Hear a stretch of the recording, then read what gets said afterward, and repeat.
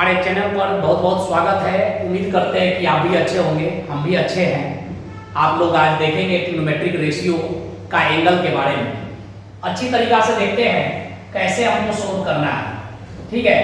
तो चैप्टर जो है trigonometric ratio of some angles, हम लोग इसकी बात कर रहे हैं कि कैसे एंगल को हम लोग सीखेंगे कि कितना कितना सबका वैल्यू होता है, उसको हम लोग ट्रिक के माध्यम से आज देखेंगे।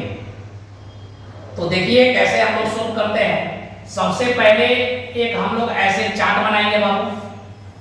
एक चार्ट बनाया जाएगा इस तरीका से, इस तरीका से हम लोग एक चार्ट बनाएंगे।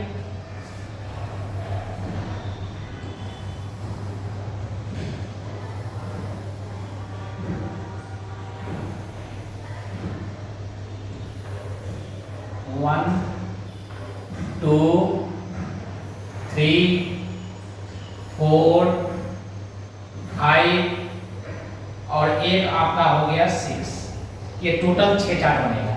यहाँ पर होगा बाबू 0 डिग्री, यहाँ होगा 30 डिग्री, यहाँ होगा आपका 45 डिग्री, यहाँ 60 डिग्री और यहाँ पर 90 डिग्री होगा, ठीक है।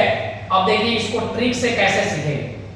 ट्रिक से सीखना है तो याद रखना है, पहले हमको किसी भी हाल में साइन थीटा का वैल्यू याद होना चाहिए। अगर साइन थीटा का वैल्यू याद होगा तो बाकी सारे बॉक्स को हम लोग क्या कर सकते हैं, फिल कर सकते हैं। तो देखिए साइन को निकालने का फॉर्मूला क्या है। पहले यहाँ रख देना है बाबू 0, फिर यहाँ रखना है 1, यहाँ रखना है 2, यहाँ 3 और यहाँ पर 4।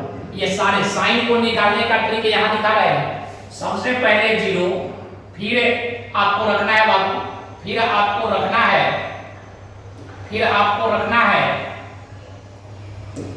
फिर आपको रखना है 1, फिर 2, 3, 4 और सब के नीचे आपको लगा देना है बाबू 4। सब के नीचे लगाना है 4।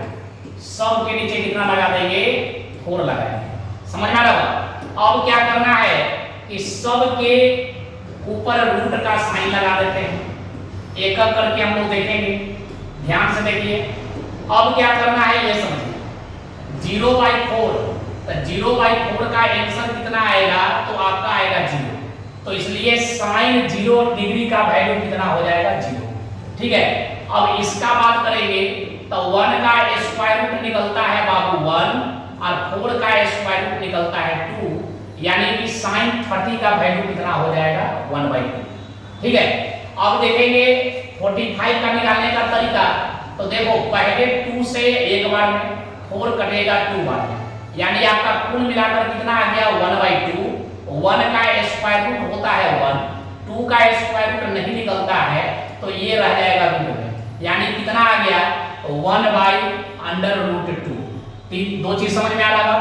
नेक्स्ट क्वेश्चन देखेंगे ये वाला। तो देखिए 3 का स्क्वायर रूट नहीं निकलता है तो √3 अब 4 का स्क्वायर रूट निकलता है 2, यानी कि sin 60 का वैल्यू कितना आ जाएगा, √3/2। 90 का देखेंगे, 4 से 4 कैंसिल, कितना बचेगा 1 और 1 का स्क्वायर रूट कितना निकलता है 1, यानी sin 90 डिग्री का वैल्यू कितना हो जाएगा 1। कम से कम अगर हम लोग इसमें से sin थीटा का वैल्यू अगर निकालने आ जाएगा तो जाहिर सी बात है कि सभी डिग्री का वैल्यू हम लोग आसानी से निकाल सकते हैं। तो इसके लिए क्या करना है कि कम से कम साइन का वैल्यू आपको ट्रिक से निकालने का तरीका मालूम होना चाहिए। नेक्स्ट देखेंगे साइन के बाद आता है बाबू कॉस। तो कॉस में क्या करना है, तो कॉस में यहां से इसको पलट देना है। इसको क्या करेंगे, उल्टा करेंगे, उल्टा उल्टा कर दो। क्या कर दो, उल्टा उल्टा कर देना, यानी पलट देना है। 1 यहां से यहां आ जाएगा, ये वाला यहां आएगा और ये वाला हो जाएगा यहाँ पर, फिर इसका बारी यहाँ पर आएगा, फिर 0 आ जाएगा यहाँ। चलिए 2 का तो बॉक्स हम लोग भर दिए। थर्ड नंबर जो आता है उसका वैल्यू होगा tan थीटा का। तो tan में कैसे निकालेंगे वो देखिए। tan में निकालने के लिए क्या करना है, कुछ नहीं करना है, जो भी साइन और कॉस का वैल्यू आया सब के नीचे बाई का साइन लगाना है। सब के नीचे किसका साइन लगाना है, बाई का साइन लगा देंगे, ठीक है। अब क्या करेंगे, 0/1 याद रखना है बाबू, किसी भी नंबर के ऊपर 0 हो, किसी भी नंबर के ऊपर 0 तो आंसर हमेशा 0। तो 0/1 यानी 0, ये वाला 2 से 2 हो जाएगा कैंसिल, तो कितना बचेगा 1/√3। ठीक है, 45 में देखो सब का सब कैंसिल हो जाएगा तो कितना बचेगा 1, ये वाला 2 से 2 कैंसिल होगा तो √3 बचेगा, और 1/0 अगर किसी भी नंबर के नीचे 0 हो तो उसको लिखा जाता है नॉट डिफाइंड। क्या लिखा जाएगा? Not defined. तो 1/0 है तो आंसर क्या होगा? Not defined. क्या होगा? Not defined.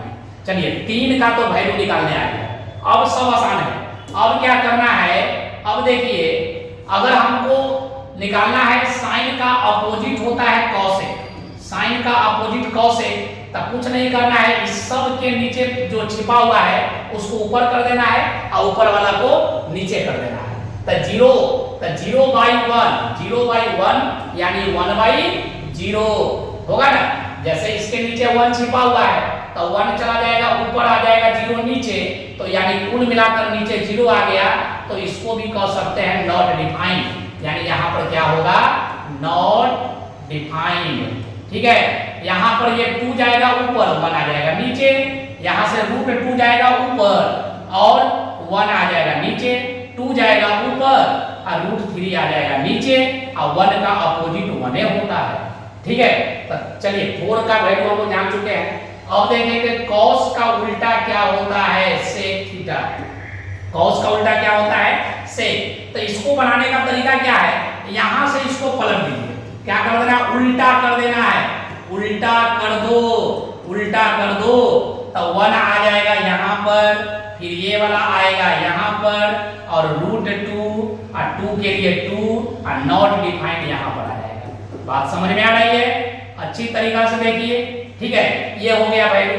अब निकालना है लास्ट टॉपिक जिसको हम लोग कहेंगे कॉट। कॉट को कैसे निकालेंगे?